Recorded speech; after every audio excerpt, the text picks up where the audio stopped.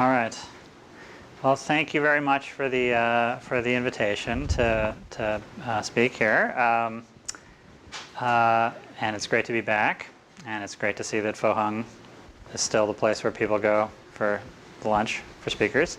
When I was here, Lev Kaufman used to insist on going to Fohung essentially every day that we went out, and at the time I was frustrated that we always had to go to Fohung, but then today I was delighted. So I want to explain this recent cosmological model that I've been interested in. The first two papers about it came out a little more than a year ago with my collaborator Neil Turok and my former master's student Kieran Finn. And yeah, I mean, if you're interested, I recommend this one is much shorter than this one, so I recommend the letter if you want to get an introduction. And then also at the end, I'll mention some work in progress that hopefully will come out soon. Okay, so I just want to begin with a cartoon sketch of the idea. So here is a cartoon picture of the universe expanding. So this is the conformal time tau running up the vertical axis here. And so this is us 14 billion years after the bang, and then we look back and we can't see all the way back to the bang, but we can see close, So famously, a few 100,000 years after the bang, we can look back to there, and we see the CMB. And then more indirectly, using Big Bang nucleosynthesis, we can look back to something more like seconds or a minute after the bang. But anyway, either way you think about it, what we see when we look back as far as we can is that the initial state, at least from what we can see, was incredibly simple. So to a first approximation, the three-dimensional geometry here was just appears to be a maximally symmetric 3 geometry. And then the fluctuations, there are tiny fluctuations about that geometry, but they're of order 10 to the minus 5. And moreover, they turn out to have the simplest statistics that one can imagine. They appear to just be random fluctuations. But as far as we can tell, with perfectly Gaussian statistics and with a power spectrum that's almost, as far as we can tell, is a perfect power law and nearly scale invariant. So, that's clearly some very important clue. The simplicity of the universe, when you look back as far as you can, is a very important clue about what the early universe was all about, or what happened, or how it came into being, or something like that. And the question is, what is the interpretation of that clue? What is it trying to tell us? So there is a conventional interpretation, which maybe 99% of cosmologists currently believe, which is that it is telling us that there was an earlier epoch of primordial inflation. So in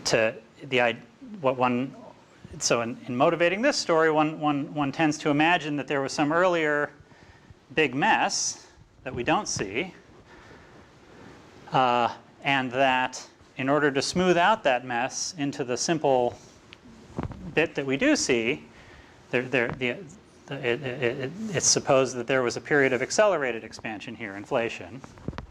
So anyway, that's one possible interpretation of the clue. And it's worth mentioning, though, that the initial mess, there's absolutely no observational evidence for that. So some of the problems that are solved by inflation, in particular the original problems that got people interested in inflation, it's just important to keep in mind that they may be fictitious problems that are being solved. We don't actually see this messy, anisotropic, inhomogeneous universe, and so it may just be solving a fictitious problem to turn that into this. In any case, I'm interested in exploring in this talk another possible interpretation of this clue, and see where it leads, which is that another way to say what is special about this slice is that as far as we can see, it has the property that if in most solutions, if you follow it back here, you hit a singularity. But the singularity that appears to lie in our past has this very special character, a very highly non-generic character for a singularity in general relativity, which is that it's purely a singularity in the conformal factor. Okay, so for the cartoon sketch, forgetting about perturbations for a moment, the metric at early times appears to be the flat Minkowski metric times a conformal factor, and the only thing that's singular about the Big Bang is that this conformal factor instantaneously passes through 0. And moreover, it does so in the simplest possible way. It's just proportional to the conformal time, so it passes through in a very simple and analytic way. And so unlike most singularities, this one can be analytically extended. We just get the maximal analytic extension by, instead of restricting tau to be positive, like we usually do in a Big Bang universe, we just allow it to extend to negative values. So let's try to do that. Let's try to take the hint. Let's try to take the simplicity of this initial slice as a hint telling us to look in that direction, do that analytic extension, and then see where that leads us. Okay, so after we do that, the first thing that you notice about the new maximally extended spacetime is that it has a new symmetry. So in addition to the normal isometries of a Friedmann-Robertson-Walker universe, which are spatial translations, spatial rotations, and spatial parity, we now have an extra time reversal symmetry where the time reversal is around this point. It flips the two cones into one another. And the reason that is interesting is because there is this famous problem that arises when you try to do quantum field theory on a curved spacetime, that the choice of vacuum state becomes ambiguous. So, in flat spacetime, there's no ambiguity about the choice of vacuum. So in this, any two inertial observers in flat space will agree on what the zero particle state is for the quantum field theory living on that spacetime. But in curved spacetime, that's not true. And in particular, in FRW, that's not true. The two different observers, for example, in two different parts of the spacetime will disagree about which state has zero particles. So the interesting thing is that in the presence of this extra symmetry, so ordinary FRW doesn't have enough symmetry to pick out a preferred vacuum, but in the presence of this extra symmetry, it does. So there's one that respects the time reversal invariance also, or more specifically, it respects CPT in addition to the ordinary FRW symmetries. So the idea of this talk is to imagine that it's, again, in short, is to take the simplicity of the initial state that we see, the fact that unlike most initial states we could have seen, this one happens to have an analytic extension. Imagine we should follow that. Imagine we should take that hint as meaning we should go down that road. We notice we have this extra symmetry. That means there's a preferred state for the quantum fields on that background. I want to promote to the starting point the basic idea that the universe doesn't spontaneously violate CPT. So, and that's why the space-time has this, the background space-time has this isometry, and it also means that we should assume that the fields are in this CPT-Symmetric state. And then I want to see what predictive consequences that has about the universe that we actually see. And in particular, the main thing I'm going to talk about in the middle of the talk is about what it has to say about dark matter, but then I'll get to some other consequences later on. Wait, yes. Okay. Hi, Chris. Nice to see you. CPT, I thought that was conserved. I thought CP was broken. CPT is believed to be a good symmetry of the laws of nature, but it's not. If you look just at this half of the universe, it appears to be spontaneously broken. It does not. Because so in a CPT-symmetric state, so our universe appears to have more matter than antimatter. It appears to have a preferred arrow of time. So CPT acting on the universe that we do see gives us another universe that is not the same as this universe. It looks like this universe, but running backwards in time with the opposite, with an excess of antiparticles. The entire universe, not to particle interactions.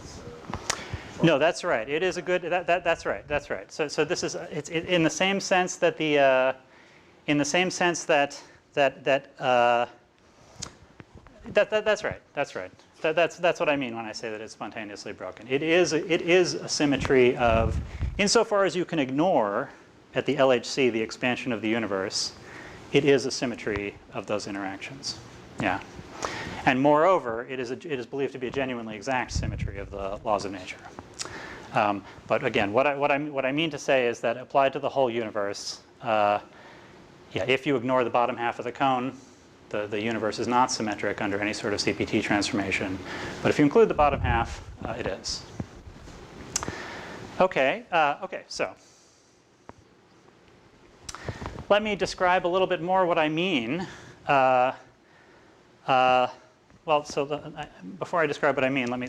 I think I forgot to say something here. So, in short, what I want to argue is that, in particular, if you look at the particles in the standard model, including right-handed neutrinos, that there's one remaining possible dark matter candidate sitting there in that model, and that ordinarily that model. That particle does not provide a good dark matter candidate, but once you realize, once you take this hypothesis that the quantum fields, including that field, are in their CPT-symmetric vacuum, suddenly it does become a good dark matter particle. It's produced, because of the difference between this vacuum state and the late time vacuum that we define in this room here, the zero particle state that we define here, because those differ, we say that if the universe is really in this state, those dark matter particles are essentially emerging from the Big Bang for almost exactly the same reason that an observer far from a black hole says that particles are emerging from the black hole. It's a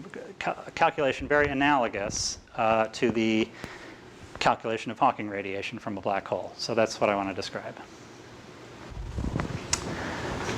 Okay, so in more detail, the idea is this, that so imagine. So normally when we quantize a quantum field, so let's say we have a spinor field psi of x, it satisfies the Dirac equation. So in the canonical quantization approach, the thing we do is we expand the field in terms of a complete basis of solutions of the Dirac equation, and we split those solutions into positive frequency solutions, psi. So this is the positive frequency solution of the Dirac equation with momentum p and helicity h, and the corresponding charge conjugate solutions, which are negative frequency. And then when we quantize, we find that we have to take the corresponding Fourier coefficients to be operators, and that they satisfying certain relations, so that this guy ends up getting the interpretation of the annihilation operator, which annihilates a particle with momentum p and helicity h, and B dagger here is the corresponding creation operator, which creates the corresponding antiparticle with momentum p and helicity h. Okay, and if we were in flat space, that would be the whole story. But again, the issue is that in curved space-time, this decomposition becomes ambiguous because different observers in different parts of the space-time will disagree about how to split the solutions of the Dirac equation into the positive frequency and negative frequency ones. Okay, so back to our double cone space-time as an example. Late-time observers, like us in this room, we will have a certain set of solutions of the Dirac equation that if we look at them in the room here will appear to have positive frequency. So they'll in other words, they'll appear to rotate in one particular direction in the complex plane at a fixed point in space. And so we in this room will split the field up in terms of those mode functions. And the coefficients, which we define in the room here, I'll call A plus and B plus,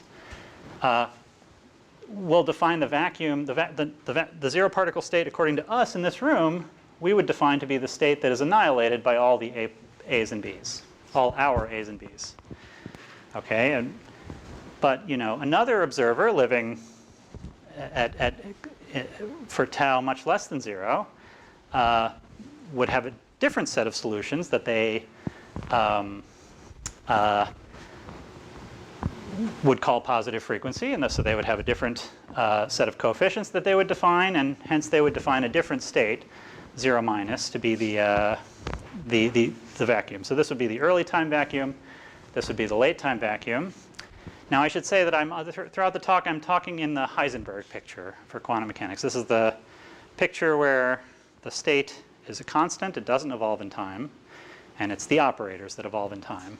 Okay, and so neither of these states is CPT-symmetric. Under CPT, in fact, it turns out that this state is transformed into this one, and this one is transformed into that one. And so since they're in equivalent states, neither of them is CPT invariant. But as I mentioned, there is another state which is CPT-symmetric.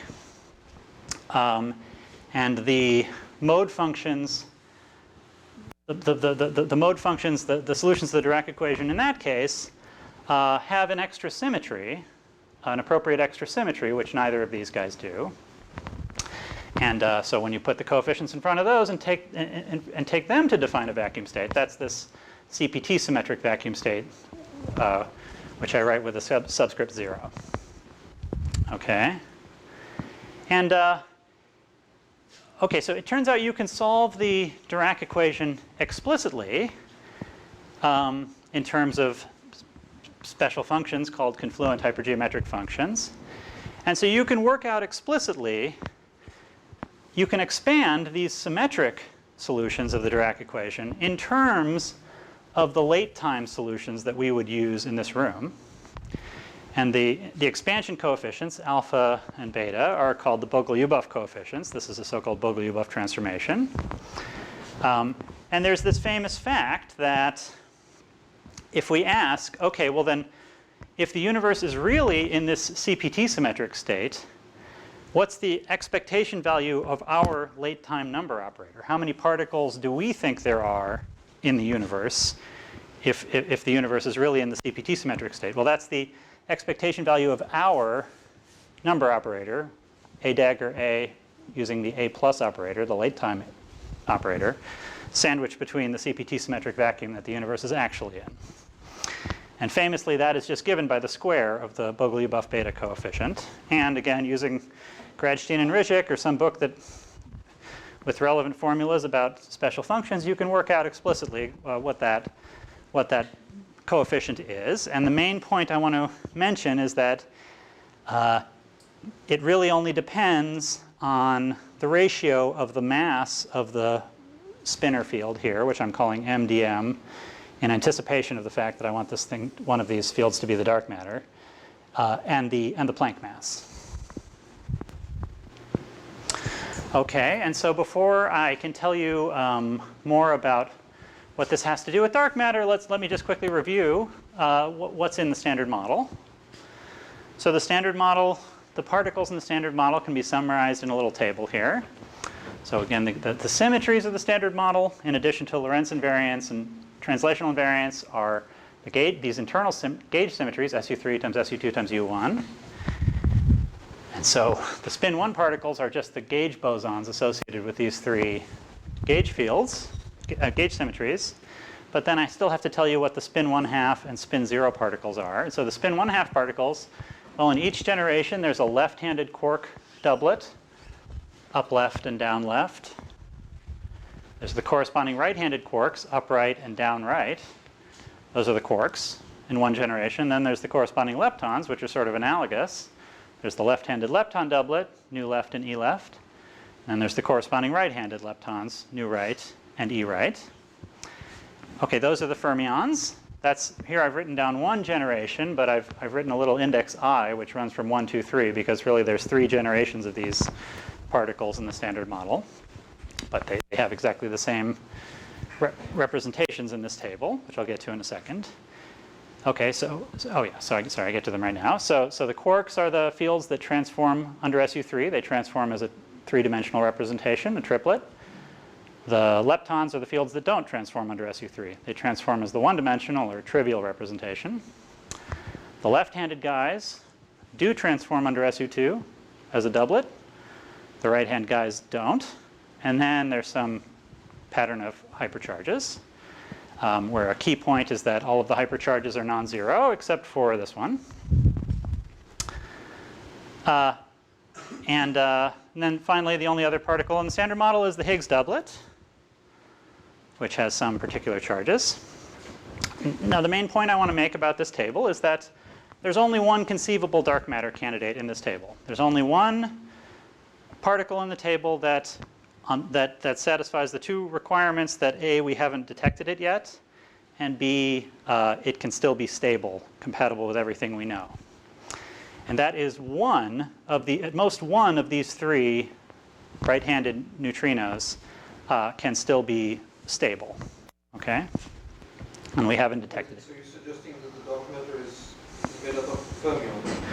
Is made of one of the three right-handed neutrinos in the Standard Model. I'll get to that. I'll get to that. I'll get to that on the next slide. Okay.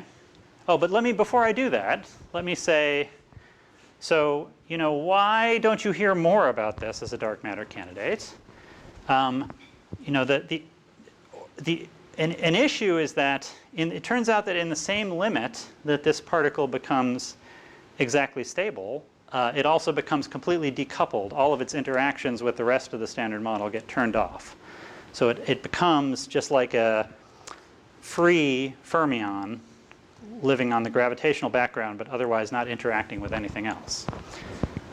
So it's fine for it to be stable, but it doesn't sound like a good dark matter candidate because, if it doesn't talk to the rest of the Standard Model, how does it get produced in the early universe?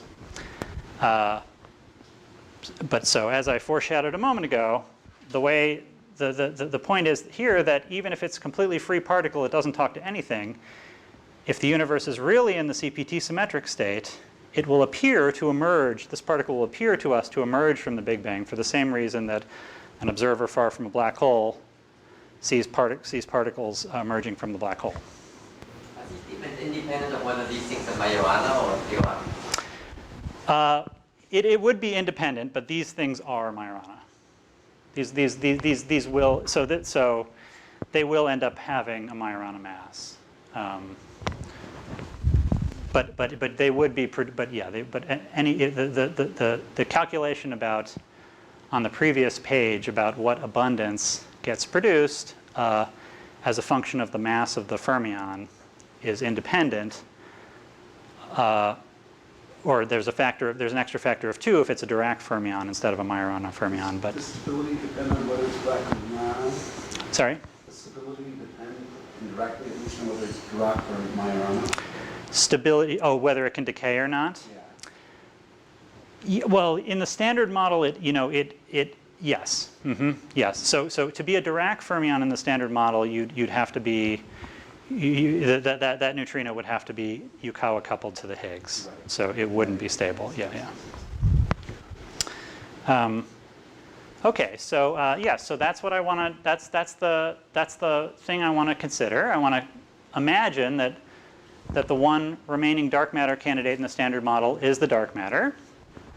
Or more specifically, let's imagine that it is indeed stable. So it turns out that amounts to saying that the Standard Model Lagrangian has an extra one I hadn't told you about, has an extra symmetry I hadn't told you about before. I said the symmetries were these, but actually, if you just impose an extra U1, an extra Z2 symmetry, say the Lagrangian is invariant under new right, the first generation of new right goes to minus itself, that turns out to eliminate all of the couplings that would allow this particle to decay, and it becomes stable. So then, once we have this just free, stable, massive fermion living on the background, we can apply the formula that I had showed on the previous page to calculate this dimensionless ratio, the ratio in the early universe of the number density of this dark matter particle, according to us at late times, over the entropy density of the radiation. And then that's given by some dimensionless number, which is some 2's and pi's you can calculate, but numerically it's just 0.003, et cetera, times the ratio, again, of this dark matter mass, this particle's mass over the Planck mass, to the 3/2 power. Okay, and so then you can ask, oh, well, what would the mass of the dark matter particle have to be in order to give the right abundance of dark matter today? And the answer is that it has to be 4.8 times 10 to the 8 GeV. So that's the first thing. So I haven't told you the mass of all three of the heavy neutrinos yet, but one of them, the one that's the stable one that we want to be the dark matter, has to be this mass.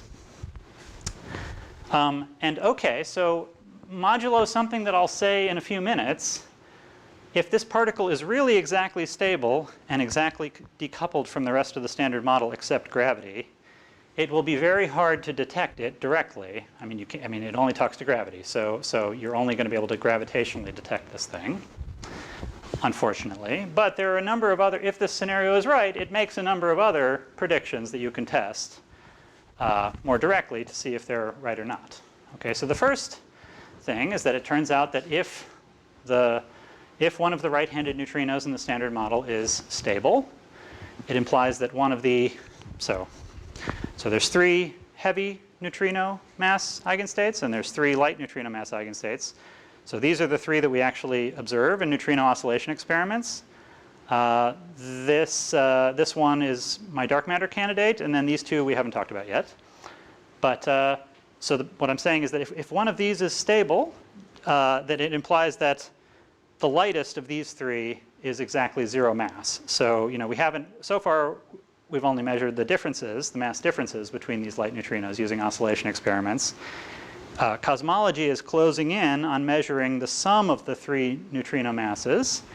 And so if the lightest neutrino is exactly massless, that translates into a prediction for the sum of the 3 neutrino masses that you should observe with future cosmology experiments like the Simmons Observatory, or which is that the sum of the 3 light neutrino masses should be its minimal possible value, which in the normal hierarchy of neutrino masses would be 0.05 eV, or in the inverted hierarchy would be 0.1 eV.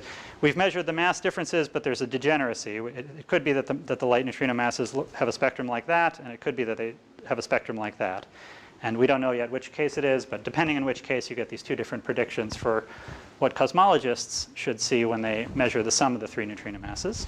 You're talking about a seesaw mechanism. Yes, that's right. So the Lagrangian that I have in mind is if I take these particles with these symmetries and I write down the most general Lagrangian I can, then in addition to the usual Yukawa couplings of these fermions to the Higgs, then there's one other term you can write down, which is a Majorana mass term for this particle by itself. And indeed, so that has the consequence that all 6 neutrino mass eigenstates are Majorana, and if the mass term here is big relative to the Higgs VEV, then the light neutrinos have very light masses suppressed by the seesaw mechanism. And indeed, that's the situation that I'm thinking about.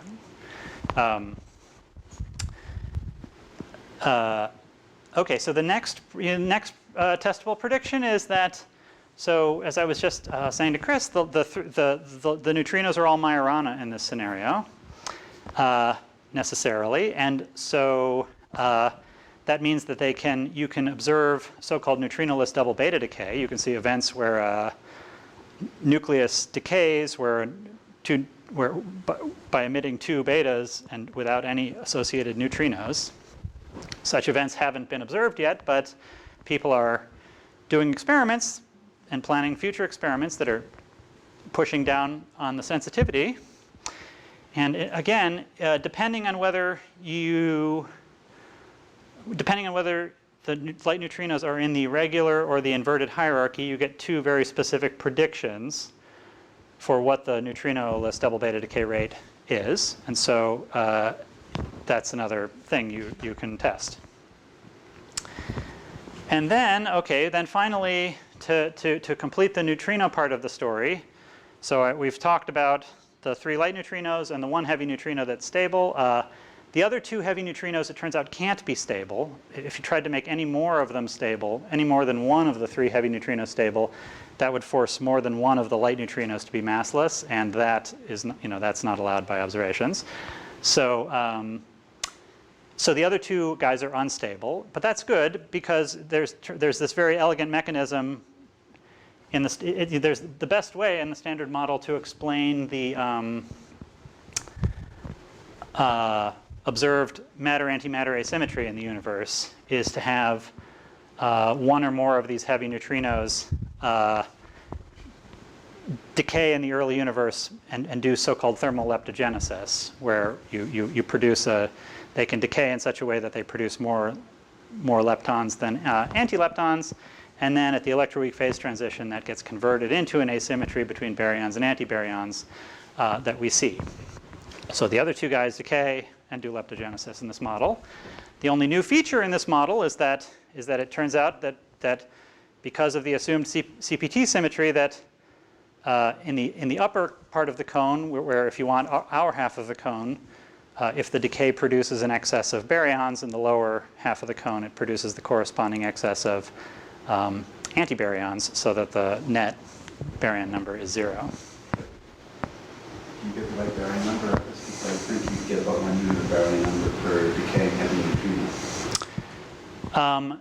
So you can get the right you can get the right baryon number out of thermal leptogenesis. Yeah, it works quite well. There's a it depends on, there's all sorts of parameters in the neutrino part of the standard model we don't measure. Like a food. If your No, scale for the heavy neutrinos is 10 to 9 GeV. Oh, that's a good point. That's a baryon mass is 1 GeV. How you get equal masses. So the first thing to say is that a very good point is that okay. So sorry. So the first thing to say is that you definitely don't get 1 unit of baryon excess per neutrino. You get much less than that. So it's suppressed by all of these. It's suppressed by the coupling constants that go into the decay to various powers. But so it turns out that the natural scale for the other 2 heavy neutrinos actually the thermal leptogenesis works best when the other 2 heavy neutrinos are up at like 10 to the 14 GeV, more like the gut scale. So people usually consider that a success for leptogenesis, that the same scale that you want the heavy neutrinos to be at, that you would naturally expect them to be at from the seesaw mechanism, turns out to be the same scale at which this thermal leptogenesis works best. I still don't see how you get dark matter within a factor of 5 if the baryons in total mass density. Oh, yeah. Oh, you mean yeah. No, I totally agree. This mechanism, as far as I can see, does not give an explanation for why the baryons in dark matter have comparable densities today. I don't think it does give an explanation for that. I mean, it doesn't give a. It does. Indeed. It is like a fluke. Yeah, that's right. The minus 6 fluke, right? Because you have a 10 to the 8 coming out, the natural scale is 10 to the 15. Yes, that's true. But one of the neutrinos is unusually light. One of the heavy neutrinos. Oh, that's true. Yes. That's like the electron usually light compared to the top or something. That's true. That's true. By a similar ratio. That's right. That's true. So in a sense, the situation is marginally better than it would otherwise be, but still, it's still a fluke, basically. Anything, can you say something about neutrino oscillations in this way of doing things? Scalar neutrinos and Yeah, that's a very good question. My dream had been that, to be able to say something further on this list, like, if this thing is really the dark matter and the other 2 heavy neutrinos really do leptogenesis, then, the predicted angle for such and such light neutrino mixing is such and such. Unfortunately, no, you can't strictly do that because there's just too many different parameters in the lepton sector of the standard model. And so there's enough that you can fit all of the, unfortunately there's no predicted relationship of that kind, apart from these two. I mean, these are the two. The masslessness comes from the D2 symmetry, so if you impose another one, you get two massless ones. That's cool. Yes. So you can't get away with making two of the heavy guys stable. Okay, so just to finish this part, where am I in terms of time? Oh, okay. So just to finish this part of the story, the neutrino slash dark matter part of the story, then right after our first two papers came out, this other group rushed out this follow-up paper, which I initially was very excited about, and then for reasons I'll explain, I got less excited about it. But anyway, it's still worth telling you about, which is that, okay, basically they point out that it turns out there's this experiment called the Anita experiment, which is a balloon that flies over the South Pole and has radiometers that look down at the South Pole, and it looks for very high energy neutrinos that if they come up through the south polar ice cause a shower of radio waves, and they can use that to reconstruct something about the direction and the energy of the neutrino.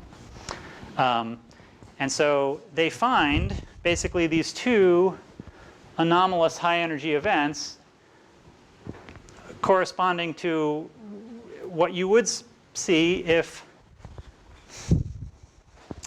I'm not doing a good job explaining this. I should have put another picture on here. Basically they want to say that if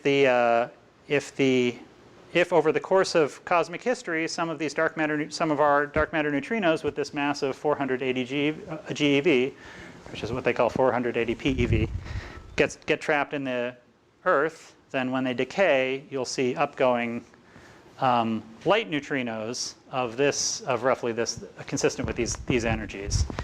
And so just to explain, to put it in context, IceCube several years ago measured the astrophysical flux of neutrinos for the first time,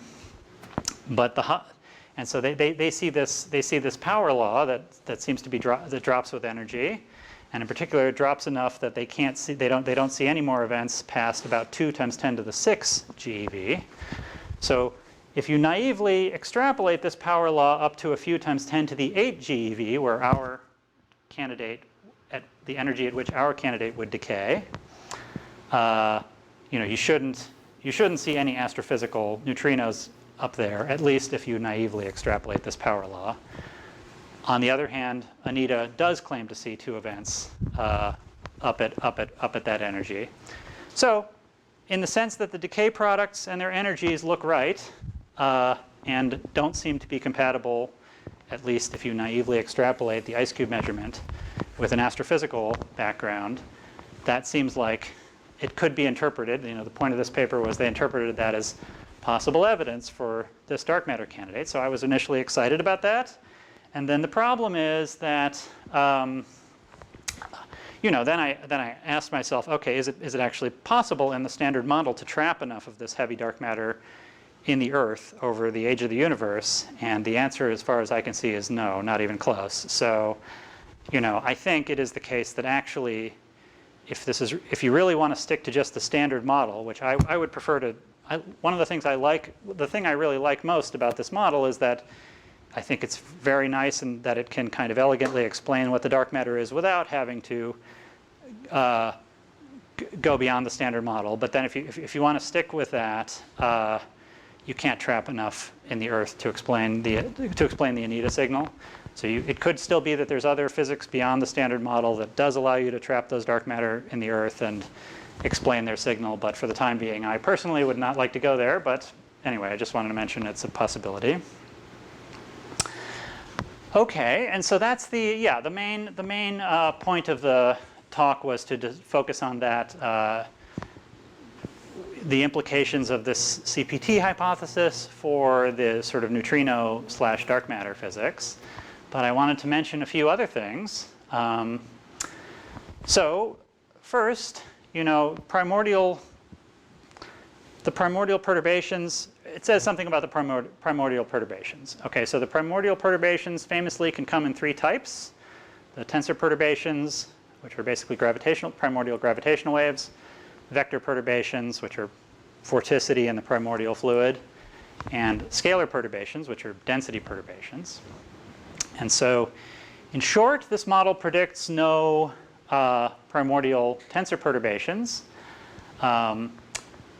because because you can apply the same formula, essentially similar formula to the one that I showed you before for the neutrino abundance can be applied to the gravitational waves, but since there the mass is 0, the predicted abundance is 0. There are no primordial vector perturbations for a different reason. Those turn out to be incompatible with the CPT, with the assumed CPT symmetry, which says that the tetrad on one side of the bang should be minus the tetrad on the corresponding mirror side of the mirror point on the other side of the bang. So that those two, yeah. Helical vorticity only, would that satisfy? Say it again. Well, vorticity modes come in two helicities. Uh-huh. If you put left on one, don't you get the right? Don't you get the right? So let's see. I haven't thought about it in that language. That's you know, the thing I'm thinking about is that there's a condition that CPT puts on the mode function, and if you look at the solution of the vorticity equation, there isn't a solution with that parity under t goes to minus t. I don't know. I'll have to maybe we should talk about it afterwards. I don't know. I haven't thought about it in the language you're asking, so I don't. But so I believe it is the case that vector perturbations are forbidden by the symmetry. And then, okay, now the primordial scalar perturbations. Now here's an important thing that we do not. There's two things about the primordial scalar perturbations, and we explain one of them and not the other at the moment. That is to say, we're working on something where we hope to explain the second thing also. But so just to clarify that, so the primordial scalar perturbations, there are two different solutions of the mode equation. You know, one which goes to a constant outside the horizon, and one which doesn't and diverges at the bang.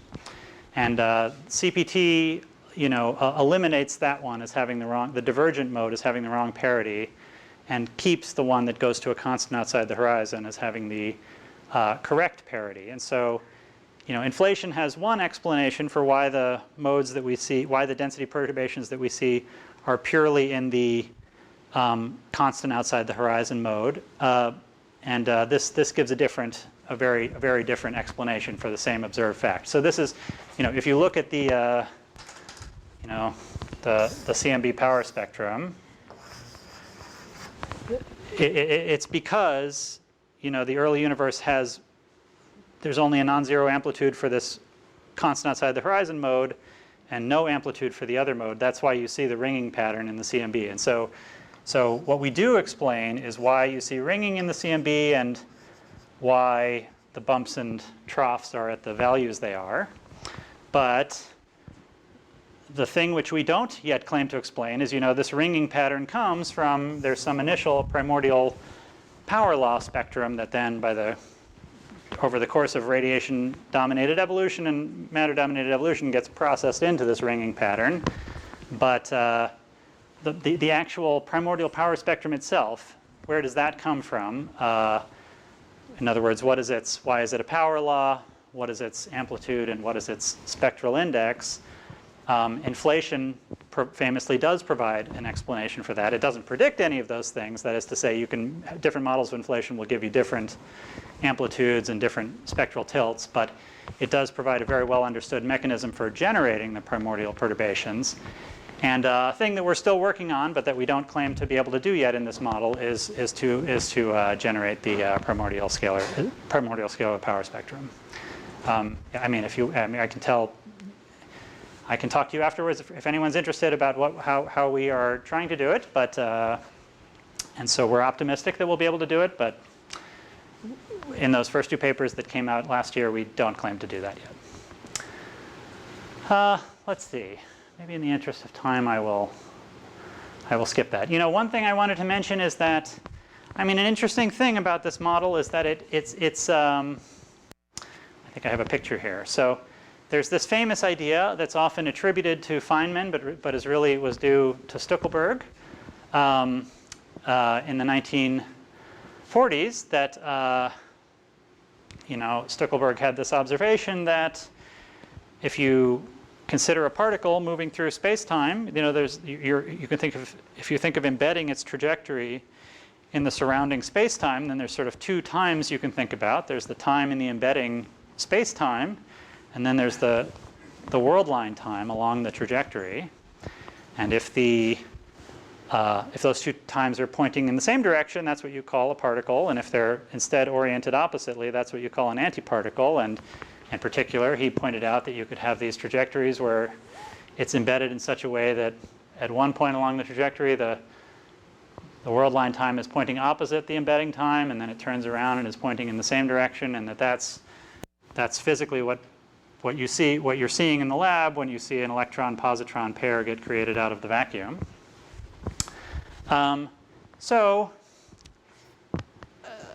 In the analogous gravitational context, now you know, the universe can be regarded in general relativity as a 3 geometry that evolves in time in some configuration space, which is so-called superspace. Superspace is just the space of all, the configuration space of all possible 3-dimensional geometries. And so the universe's 4-dimensional evolution can be regarded as some point moving around in that superspace. And at least in the mini superspace approximation, in other words, the FRW is the simplified, you know, mini superspace is a big place. But if you just focus on the FRW-like metrics, the cosmological metrics, then the time coordinate in superspace, in the embedding space, is the scale factor, whereas the intrinsic time, the analog of the world line time here, is the internal cosmological time inside one 4-dimensional space-time, you know, any given 4-dimensional space-time. And so if you think about our model where A contracts and then re-expands, contracts to 0 and then re-expands, you know, by Stuckelberg's interpretation, that would be reinterpreted by the exact analog of his logic as a universe anti-universe pair emerging out of nothing. So instead of thinking of the universe as contracting and re-expanding, from that perspective, you would think of it as just being born at the bang, and a universe anti-universe pair being created, in close analogy with this picture of a particle-antiparticle pair. Okay, let's see. I better stop. One thing. Well, I'll just say two more things here. One is related to the thing that Chris and Wei-Li were asking about earlier. There is a very close analogy between the hierarchy in mass between the two heavy right-handed neutrinos and the lighter dark matter right-handed neutrino, and and what you see in the up quark sector of the standard model between the very light up quark and the two heavier charm and top quarks. So, you know, if there's this many grand unification models involved regarding the leptons as basically the fourth color of quark, because they're in many ways parallel to the quarks. And so if there's a Z2 symmetry that stabilizes one of the three neutrinos, you would expect corresponding symmetry to acting in the quark sector. And what would be the consequence of that? It would be to predict that one of the quarks, the up quark, is very light relative to the other ones. And so it's interesting that does seem to be true observationally. Okay. And okay, I'll just maybe finish by mentioning some things in progress. So the first thing I want to emphasize is that, you know, if you think about this model versus inflation, there's some Venn diagram. There's some things about the universe that we both claim to explain, I should say. Then there are some things about the universe that we don't yet claim to explain that inflation does. I already mentioned the primordial scalar power spectrum. That's a very important one. A second thing, which I just took as an assumption in my calculations that I described here, was that the background is homogeneous and isotropic, F or W. Famously, inflation claims to explain that, and that's another thing that we are working on. Anyway, but that we don't yet claim to explain. And then a thing that we think we can explain, and that we'll be having a paper out shortly about, is that we think this picture gives a nice new explanation for the electrodynamic arrow of time. That is to say, you know, a puzzle about the universe is that if you shake a charge, Maxwell's equation has one valid solution that where the radiation moves away along the future light cone from the charge, but it has another equally valid, that's called the retarded solution. But there's an equally valid solution where it moves away along the past light cone. That's the so-called advanced solution. Or you could take any linear combination of those, you know, 30% retarded plus 70% advanced. So why is it that when we, in our universe, shake a charge, we see the radiation purely along the future light cone? That has a very interesting new answer in this picture. So if you take this double cone, if you look at it from the standpoint of a conformal diagram, the neck gets blown up, and it's really more like a double cylinder here. So here I've drawn in the surface of last scattering here, and then there's a corresponding anti-surface of last scattering, and then this is future infinity up here. But the same analytic continuation that led us to follow the metric through the bang here actually also encourages us to follow the metric past future infinity, in which case it looks just like coming in from past infinity here. So it's very tempting to say that the model, just like it glues the cylinders together here, wants us to glue the cylinders there. Okay, so there's some picture where the universe gets wound up into a double-sheeted cylinder like this. And then we want to say that there's a nice explanation that if every charge actually emits time-symmetric radiation, half advanced and half retarded and half advanced radiation, that the effective field that you see coming from each charge actually looks like a purely retarded field, because there's the corresponding anti-charge down here, which is also emitting half advanced, half retarded radiation, which comes in and leaks around and reinforces this half of this guy's radiation, but cancels out this half of this guy's radiation. So what you end up seeing from this guy is just purely retarded radiation. So anyway, that's something we're excited about, and thank you very much for listening.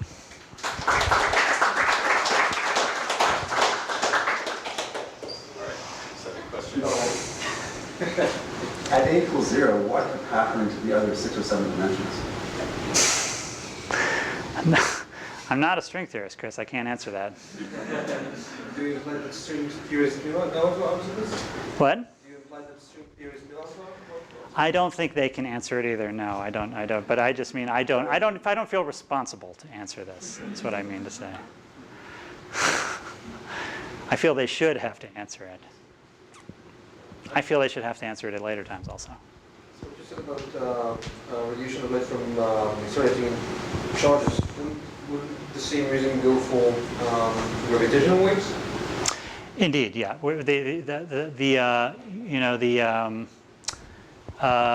It's a little bit the nice thing about the clean thing about the electromagnetic case is that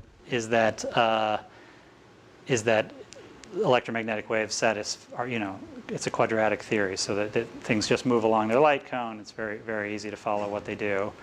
Gravitational waves, they scatter off of themselves and leak inside the light cone. And so, indeed, we do hope that there is some very analogous mechanism, and that all of those nonlinearities just fall out in the wash. But I'm focusing on the electromagnetic case because you can really describe explicitly what happens. But hopefully, yeah, because it's true. You'd also see a gravitational arrow of time.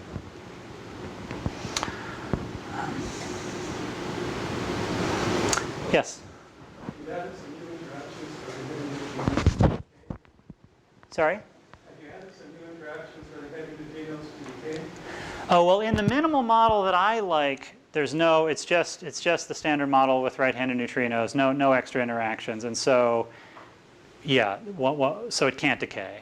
But in order to explain the Anita result, you're right, that in order to let it decay, you have to, the thing that I was imagining, which I said doesn't work, I mean, so yeah, I may have not explained it clearly, but so, you know, to me, the most elegant thing would be to have this extra Z2 symmetry be an honest-to-God symmetry, and then the neutrino just can't decay, can't explain the Anita result. On the other hand, You're talking about all three neutrinos or just just the one? the one. So the other two decay. The other two decay and do leptogenesis. What causes that decay? Because they have a Yukawa coupling to the Higgs, so they can decay into the Higgs and a left-handed lepton. The right-handed neutrino.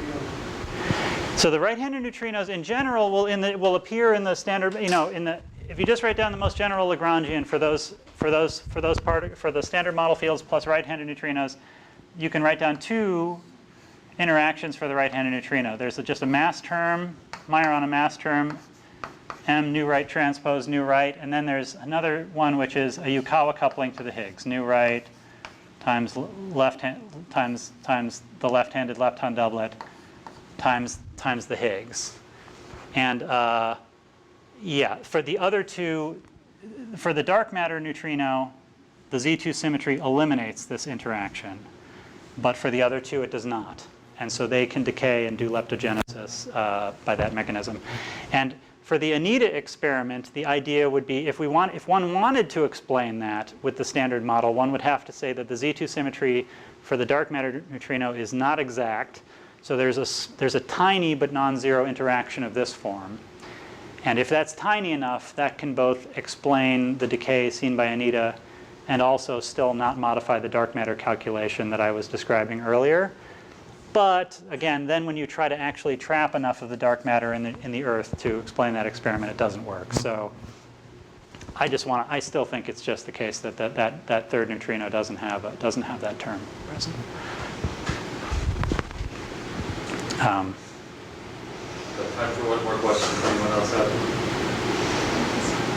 You mentioned this retarded and advanced going around in this way around the space-time diagram. Mm-hmm. I was just wondering whether you have implications for radiation reaction. That's one of the things that we're excited about. You know, there's this thing that Dirac, you know, so people have always been very interested in this. You probably, maybe you know this, but just for the rest of the audience, in classical electromagnetism, there's a puzzle about why, you know, if I make some charges oscillate here, radiation moves out according to Maxwell's equations. But then, why is it that I see, you know, the charges oscillate down to 0? Where is the source of the force that is back reacting on those charges to make them stop oscillating? And Dirac pointed out that if electromagnetism is really purely retarded, that you basically, there is no explanation in classical electromagnetism for that. And what the force is that acts, the radiation reaction force that we observe, is as if the charge is being acted on by all the other charges, all the other radiation, all the other charges in the universe. If you imagine all the other charges emit a half retarded plus half advanced field, and you follow that field over to the charge in question, that gives you exactly the right force of radiation reaction. Okay, and so then there was these papers in the 40s by Feynman and Wheeler pointing out that, okay, naively, if you take the model where, I mean, what Dirac hadn't realized, but then Feynman and Wheeler pointed out, was that, so naively, if every charge emits half retarded plus half advanced radiation, naively it sounds like that's a universe in conflict with the one that we see. But what they point out is that, well, actually no, that if every charge emits half retarded, half advanced, that what can happen is that the half retarded radiation, as it travels out along future light cone, it shakes the charges on the future light cone, which emit their own half-retarded, half-advanced radiation. And the advanced radiation from those charges that are being shaken on the future light cone can come back and give a field which is exactly half retarded minus half advanced, which gives exactly Dirac's correct formula for the radiation reaction force, and also adds to the intrinsic field of this charge to give 1 times the to give a total field in this vicinity, which is 1 times the retarded field plus 0 times the advanced field, in agreement with observation. Does this only work because E&M is linear? It doesn't work with gravity, right? You have two neutron stars coming together in linear bursts of gravitational waves. You can't think of this in terms of some, in the wave hits the Earth, and the Earth is sending some, advanced wave back, and it comes together and... It's just two things, right? You can't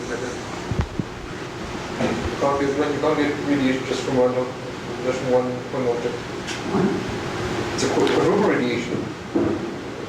But you have to change the quadruple moment. Yeah, so you can get quadrupolar E&M radiation too. Right. It's the quadrupolar. No. So I think actually I'm working with a couple of postdocs right now to work out the analogous thing for Yang-Mills theory. Yeah. And so I think that because there it's a little bit of a less confusing for some reasons calculation, but it still involves nonlinearities like in GR. So I think that the story is that it does still work. That, in other words, that so in GR, to imagine two black holes. Okay, so it is true that what we see in the universe is two black holes spiral and radiation comes out along the future light cone. There's of course an equally valid solution of GR where two black holes spiral and radiation comes out along the past light cone. We would normally describe that as saying a bundle of gravitational radiation comes in and stimulates a black hole to burst into two black holes or something like that. I mean, you'd have to get your mind around exactly, but there's certainly the time reverse of whatever solution we're talking about is also a solution. That's maybe it would turn into a white hole. Sorry, the time reverse solution is something like that gravitational waves come in and a white hole bursts into two black holes, two white holes orbiting around each other. Less entropy than you started out with. That's definitely true. That's another. That's a separate question of that question about the thermodynamic arrow of time. That's a separate but related question about where does that come from. You might say that many people have tried to argue that the thermodynamic arrow of time is a consequence of the electrodynamic arrow of time. So yeah. So it is definitely true that one of these two solutions is the retarded solution is an extreme example of the one where the final state has much higher entropy than the initial state. But so again, it's a question of one wants to get none of these. Sorry. Thermodynamic, in case of gravity, thermodynamic and the radiated hours of time cannot be separated. I don't think in any of these things the thermodynamic and radiative arrows of time are. None of these arrows, the point is none of these arrows of time have current explanations in cosmology. And the question is, what is the explanation? So here we think there is an elegant explanation for the electrodynamic arrow of time, and the hope is that all other arrows of time get carried along by that explanation. But it's a very clean setting where you can see time-symmetric laws give rise to a non-time symmetric answer for a very different reason than what people normally imagine. People usually wave their hands and say something about, oh, the initial conditions of the universe were just set to be very low entropy or something, but without any explanation. We don't have any explanation for why the initial... the second law of thermodynamics appears to be a consequence of the fact that the initial state of the universe was, in some sense, very low entropy, very far from equilibrium, and we're all living through the consequences of that initial state. But why? Why was the initial state very low entropy, very far out of equilibrium? So this is another perspective on why, another attempt to figure out why that is. What you said it's low entropy, right? The CMB is black body, right? That's the highest entropy you can get. That's another puzzling thing about the early universe, is that the matter appears to be in a very high entropy state, and so, but the gravitational field appears to be in an ultra low energy state. I mean, there's this famous thing that Roger Penrose draws where if you consider, you know, a box of gas and neglect gravity, then going to higher entropy means going from a clumpy state to going to a smooth, unclumpy state. Whereas if you consider a box of gas with gravity, going to higher entropy means the opposite. You don't have equilibrium configuration, right? There's no solution. You don't have what? Equilibrium configuration. There's no stable equilibrium configuration with gravity. It's not well closed. Indeed, that's another question. Is what? Well, I don't know if I would agree with that, but I mean, so you. You can write the partition function for gravity, right? There's no solution there. So I guess the thing I'm trying to say is that you agree that we live in a universe with gravity and that the entropy has been going up as it gets older?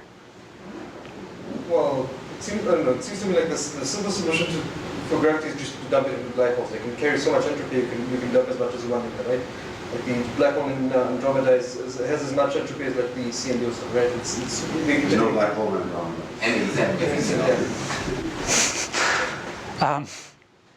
Is there no black hole in Andromeda? No big one. Oh, okay. But anyway, don't distract me, Chris. So, yeah, no, but so there's a period before any black holes form when perturbations are clumping, and we think that they are clumping as a consequence of, you know, we think that that's in accord with the second law of thermodynamics. So there is in that sense, it seems to be that what is happening is that if you want to explain in some sense what's going on when the matter when the matter already appears to be in some sense in its maximum equilibrium state, it appears to be that the only out is that it's that the gravitational field is in a very low entropy state. Essentially, there's no gravitons around. The metric is just purely this very simple FRW metric instead of any gravitons or black holes around. And so that's, in some sense, some very low entropy state, although I think you're right that it's exactly how to make a very well-defined statement of how to calculate entropy, and even in Newtonian gravity, let alone in GR, is a very murky business. But anyway, so that's another way to say, I've always found that arrow of time argument very confusing. I mean, that whole subject seems, I've never been able to quite formulate it in a way that seems sharp to me. Whereas this electrodynamic arrow of time seems sharper. Okay. Well, it's very clear, I guess. All right, thank you very much.